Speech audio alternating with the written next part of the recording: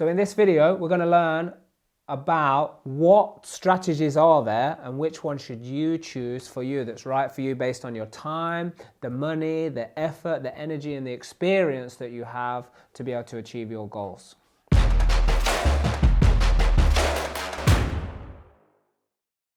What strategy is going to give me the maximum impact? Let's have a look at what some of these strategies will be.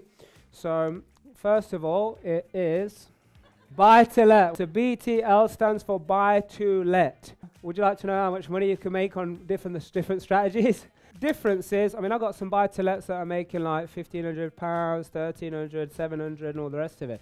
Yeah, I know some people who are making more than that in our community. But what you want to be looking at is, on the buy-to-let, you want to be looking at like between 200 and 500. So when I show you the mechanism, per month, net, by the way, per month, net, not gross, that's no good, net, after you've paid the mortgage, on a buy-to-let. And what I call a buy-to-let, by the way, is like family rentals.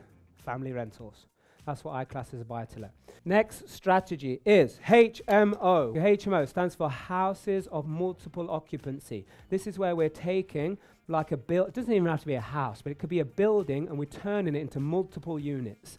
Maybe a double ensuite, maybe a studio. So I might take a 3-bedroom house and turn it into 5 or 6 bedroom HMO. Might take a bigger house, turn it into 6, 7. As a bare minimum, what my recommendation is, when I show you how to work the numbers out, that you go for £1,000 plus per month net.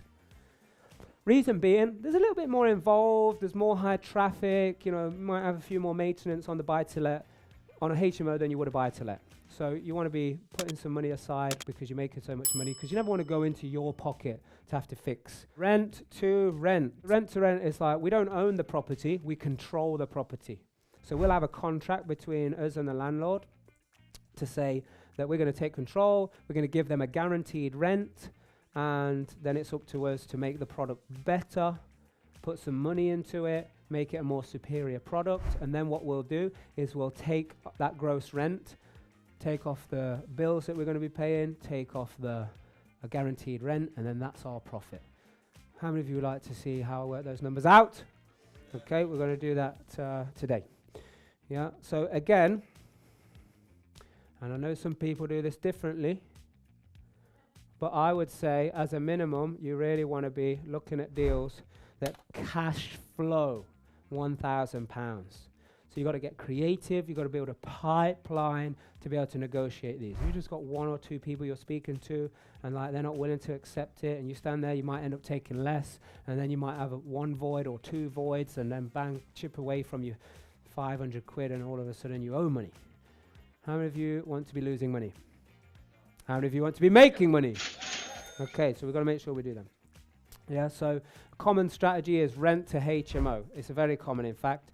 And what makes this strategy so good is, and especially now, by the way, guys, now, because there's so many people going to be struggling on running their HMOs.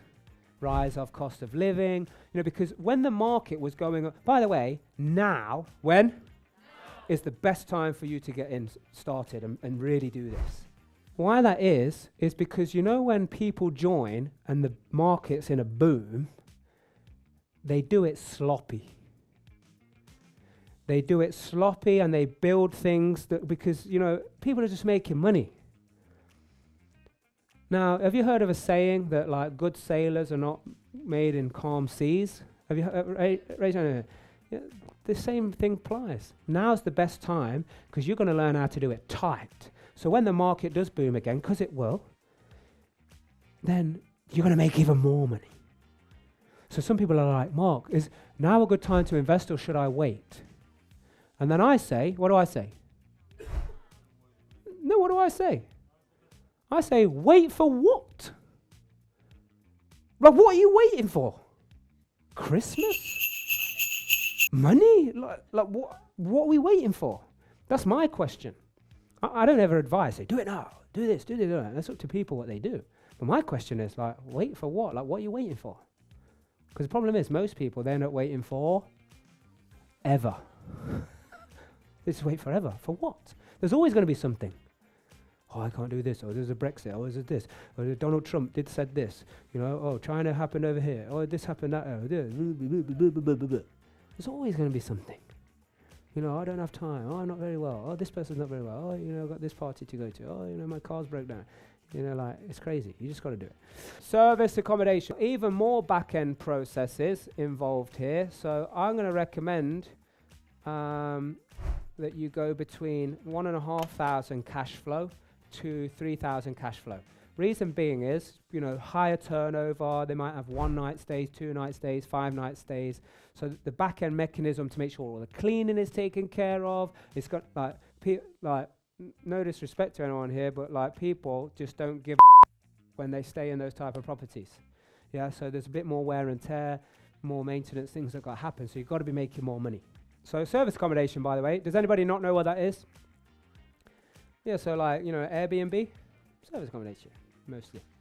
Yeah, like this hotel is a type of service accommodation, but what this market is, really, it bridges the gap between like a longer term stay. These are longer term stays that people may use, and like a hotel is real short term stay.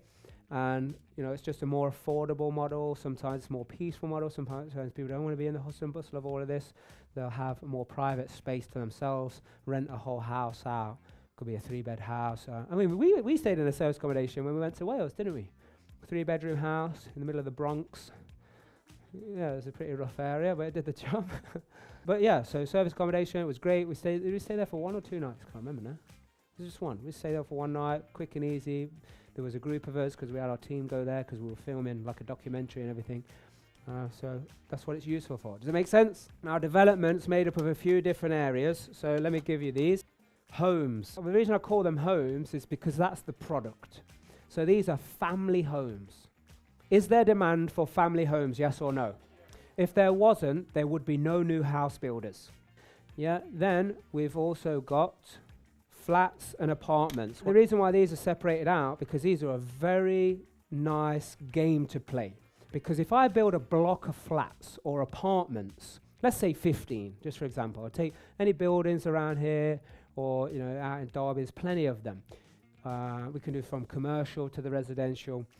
And I've got 15 flats. What I can now do is choose to sell all 15 and just get loads of cash coming in. Or I could hold them all and rent them out, do a refinance, so I get all my money back out and just get the monthly. Or I could do a combination. And this is where it gets really creative. Because I might then say, well, to get all my money out the deal, pay everyone back, all I need to do is sell 4, keep 11, or maybe sell 11 and keep 4. And I can decide, and we can get a little bit creative here. Does that make sense? What else we got? Yeah, so then one I've already showed you, which is new builds. So we can go out there and find the land and do the new builds. And there's loads of little nook and crannies, yeah, that are like houses with land. Like there's a lot of the older houses, do they have smaller gardens or bigger gardens? The new ones, for some of them, we're kind of going back to building houses with gardens now. Yeah, but like there was a time where all the new houses didn't have hardly any garden, but the older ones, they got the big long gardens.